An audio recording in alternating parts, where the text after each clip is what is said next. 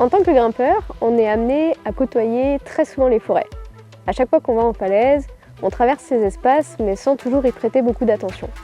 Aujourd'hui, je suis allée à la rencontre de Lionel. Il grimpe dans les arbres et fait voyager les gens dans les forêts le temps d'une journée ou d'un bivouac. On en a profité pour faire une interview perchée. Il va nous parler de la relation qu'on entretient avec les arbres et comment on cohabite avec ces êtres vivants.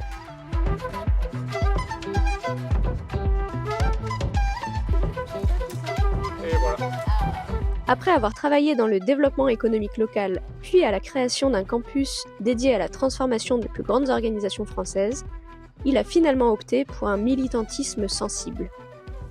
C'est compliqué de parler de sa relation avec les arbres, on ressent tous des choses différentes. Quand j'arrive dans une forêt, là on est sous les dents des châtaigniers assez incroyables, centenaires, là qu'on poussait délicatement. Si je lève la tête, je vois à la fois le futur, ils poussent, ils nous donnent de l'oxygène. Tu vois aussi le passé parce que ils sont centenaires, ils ont vu passer tellement de monde à leurs pieds, ils ont vu tellement de choses, ressenti tellement d'évolution. Et puis surtout, quand on est suspendu comme ça, c'est l'instant présent, quoi. En France, je dirais qu'aujourd'hui, la relation à l'arbre est très paradoxale. On parle beaucoup plus des arbres ces dernières années. On déclare qu'il faut planter 1 milliard d'arbres, c'est génial. Mais si on commençait par ne pas arracher, couper des centaines d'hectares à blanc juste pour en replanter, alors qu'on sait très bien que 60 ou 70% de ces arbres qu'on plante vont mourir avec les bouleversements climatiques, ça serait quand même déjà plus logique.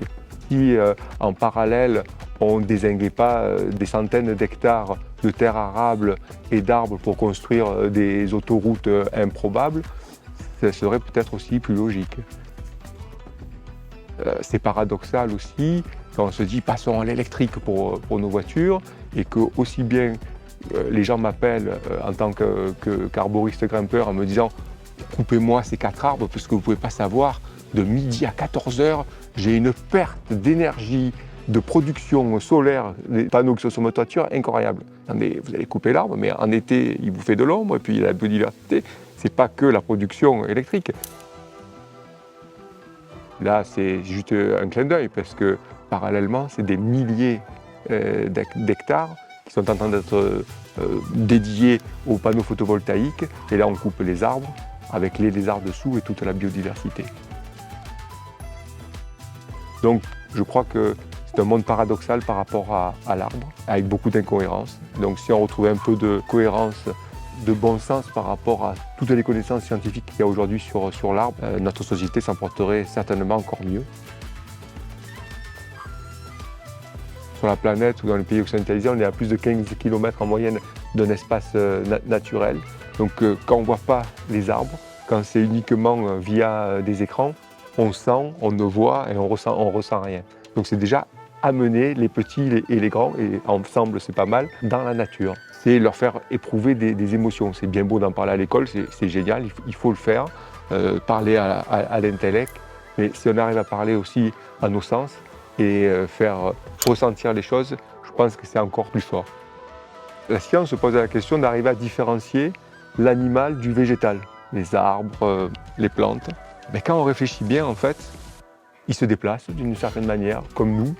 Ils ont de la mémoire, ça a été prouvé dès le 19e siècle, certaines formes d'intelligence et donc une certaine relation quelque part avec l'environnement qui les entoure, les autres arbres, ça c'est sûr. On le sait aujourd'hui, il y a la communication, qu'elle soit dans les airs, par les racines, les mycorhizes, par même des signaux électriques dans l'arbre lui-même. Donc qu'est-ce qui nous différencie des arbres En tout cas, quand on pose notre main dessus, on sent qu'ils sont vivants et que nous aussi. Et si la nature pouvait parler, que nous dirait-elle ? Mais elle parle, la nature, en fait. Elle parle sans arrêt, c'est juste qu'on ne sait pas l'écouter.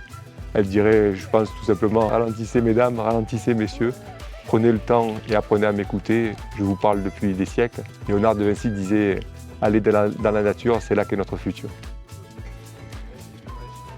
Si c'est pour un berceau heureux, si c'est pour un lit d'amoureux, si c'est pour le cercueil d'un vieux, vas-y bûcheron, vas-y bûcheron. Si c'est pour le trône d'un roi, réfléchis-y à 2 fois.